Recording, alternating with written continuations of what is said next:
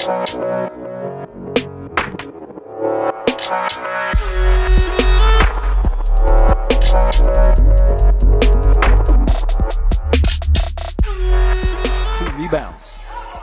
Normally she's averaging double digits in points. McGrath, top of the arc, steps back, shoots the triple, and she's got it. And we've seen her heat up in games before. So, Jess McGrath, it's nice of you to join us. Cowley College in Kansas. How are you? I'm very good. How are you? Yes, good. You are currently in quarantine. You're back home in the UK, aren't you? Yep. And how you find that? You keeping fit? Just about. Yeah. Be working out, running. What's a lot tougher when you're not allowed to do stuff.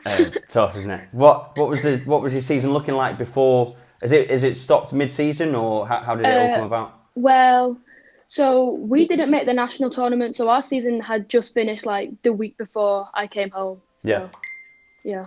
Right. Okay. And how are you finding it? How was your season looking? It was good. Yeah. I personally had some ups and downs. You know, not getting as many minutes as I thought I would, but then building up again. And then just as I was starting to properly make myself like a spot on, like a consistent spot on the team, I broke my nose and then had to miss a few games. And then it was the end of the season. So it's been a bit of a rough one. Up and down. It's an experience. But I was going to say that's part of the experience, isn't it, I suppose? Yeah. So today you're doing the journey with us. So you're going to go sort of right back to the beginning, how you sort of fell in love with basketball, where you started, when you were playing at obviously the Warrington Basketball leagues, and then just sort of progress from there, really. So tell us how you started. Okay, so I started in maybe year 5 or 6 when my brother Adam had a friend who played at the ball hall. So he went to go and play with his friend, and I was like, oh, I want to come, like, I want to play basketball. So then I went to the Sankey team with them, and obviously it's all boys in the ball hall, so it was a bit, but we did it. And then, we had a few years with the Sankey Wildcats, and I had to move on because, I just felt like, I don't know, they were, I didn't fit in with that team as much, so. Right. I moved on from the Wildcats. We played around in the ball hall for a little bit, and then my brother got told he could trial for the Cheshire Wire.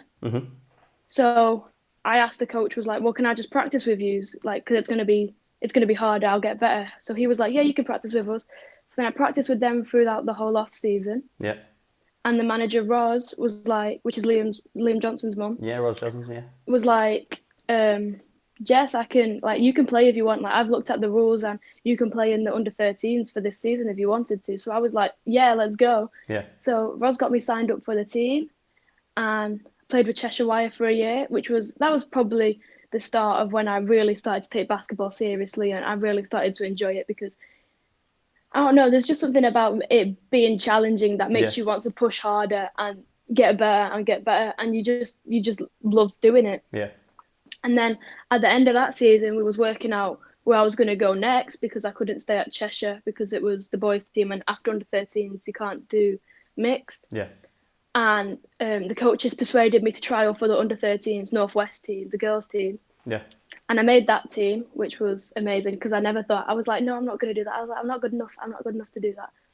And then I made the team and I was like, whoa, like maybe I got something going for me here. Yeah. And I met all the Manchester Mystics girls and their coaches, and they encouraged me to go and play for them. So then I had a good 3 years with Manchester Mystics, traveling to Manchester 3-4 times a week to go practice and play. We went to Final Fours twice, and we got a third and a second, which was a little bit devastating because we lost always by like 2, which is a bit devastating, but that's all right. Yeah. And then whilst I was at the Mystics, I made the under-15s Northwest Regional Development Programme, where I met Julie Page from she captained the London 2012 Olympics. Nice. And she was starting a programme at Myerscough, like not that year, but the year after. Yeah. And she was like, Jess, when you finish year 11, I'd really like to have you in my programme. So I'd always been considering that since I was like 14, 15. And I finished year 11 and I was like, well, what are my options? My options are go Carmel and maybe not even be able to play at Mystics anymore because, of travel and everything. Yeah. Or go live at Myerscough, play for an Olympian and live there and have access to the court every single day whenever I wanted to. Yeah. So obviously I went to Myerscough. Like my two options in Myerscough just outweighed it so much. So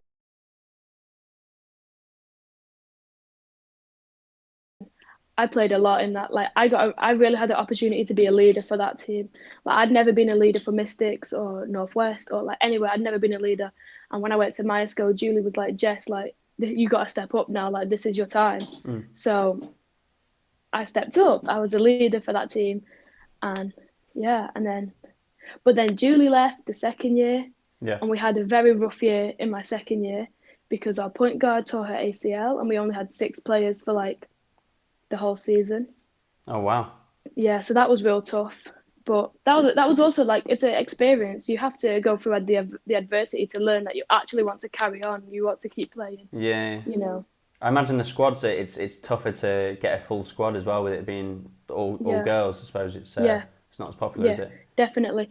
In our first year, we had 14 girls, and towards the end, I started playing in the D1 team, but only minimal minutes, that was an achievement in itself. Playing D1 women when I thought, oh, I was going to Myerscough, and I thought, oh, I'm going to go to Myerscough, and I might not even play because of all the girls that were there. You got Shauna Harrison, Millie, Emma, like they've all played for GB. Yeah. I was like, well, I'm happy sitting on the bench my first year because playing and practicing against them was obviously going to make me better.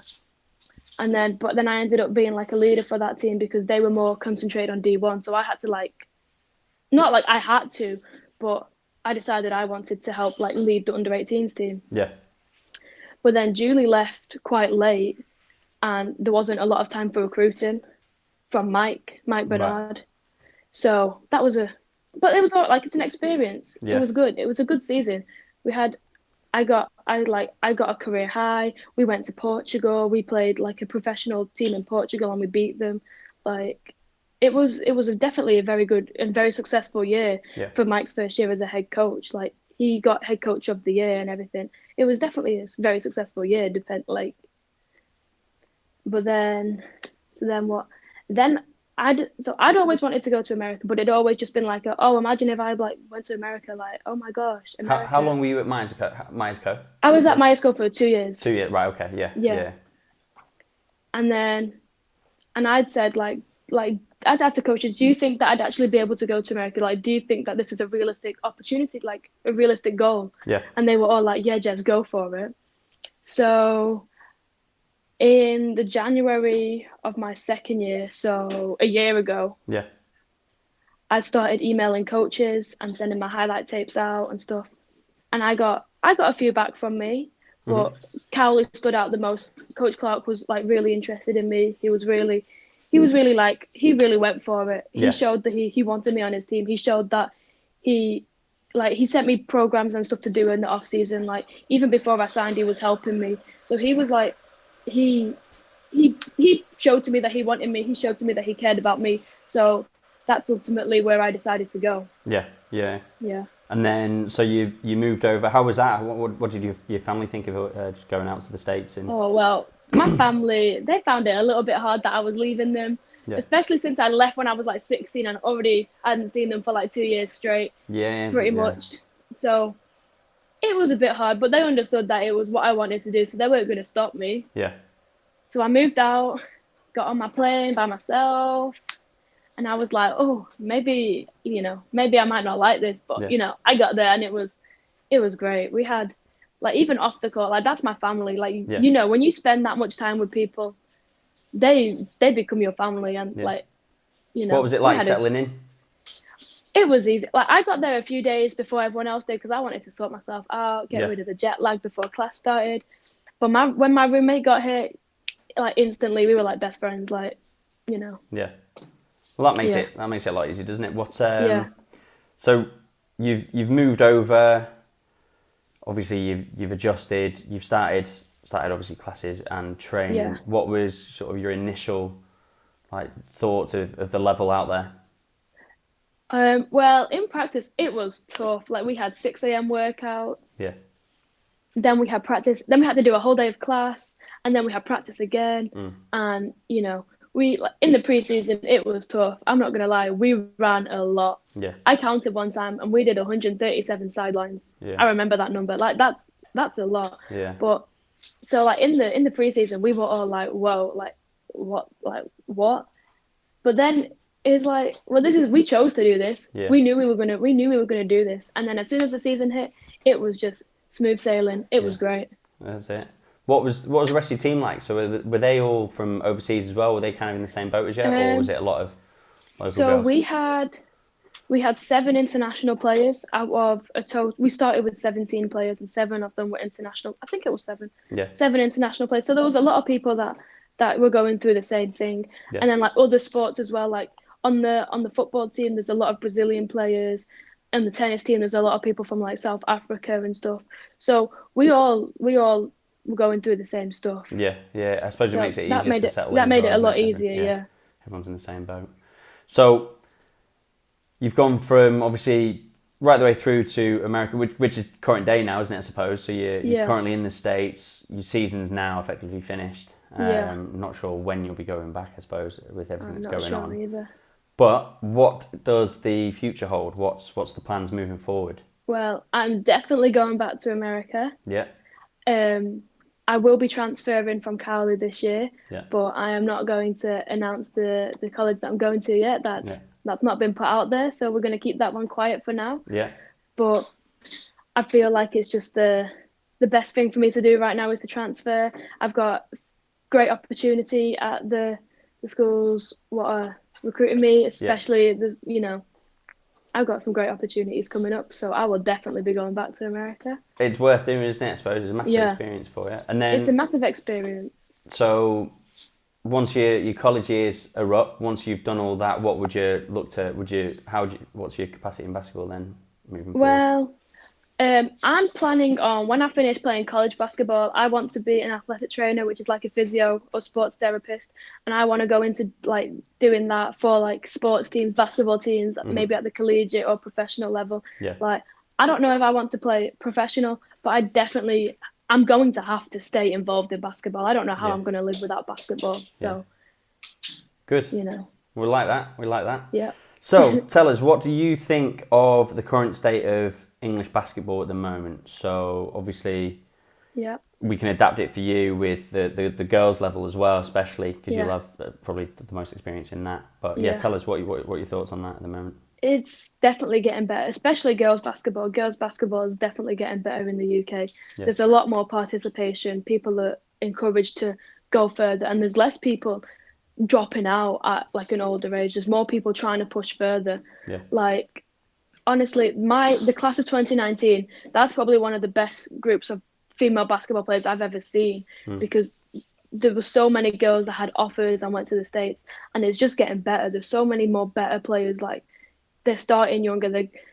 I really like the Weeble academies. Like, and I love National League, but I feel like a lot of people are going to academies, and I really love them because I mean, obviously I've got first-hand experience, but it like really pushed me in the direction where I wanted to go, but it helped me so much in getting there and believing in myself and getting better. Yeah. And there's so many young girls getting more involved and deciding that they want to play in academy, or there's even girls my age and younger playing in like the WBBL. Yeah. Like it's the young girls are getting so much better, and it's really great to see, to be honest. I love it. Yeah, good. What advice would you give for those that are sort of, or even if you could go back and change anything in sort of your journey, what would it change? And just to offer a bit of advice for those that are sort of following in your footsteps. I don't think I would change anything in my journey, because everything that I've gone through, like I got cut from teams, I didn't make teams, I didn't fit in with teams. Like everything that I've gone through, I wouldn't change that, because it made me push harder to get to where I am. Yeah. And I've had so many opportunities because of basketball. Yeah. It's actually unreal. I would just tell everybody that if you get an opportunity, you got to take it. Like the chances are you're going to regret not taking it than regret taking it, because if you take the opportunity and you don't like it, you can always you can always stop, you can always go back. Yeah. But if you don't take it, you'll never know if you liked it or not. Yeah. Like that, Jess. Thank you very much. Been a pleasure. Thank you for coming on. We'll have to. Thank you for having me. We'll keep an eye on your career. Hopefully, we'll find out more of. But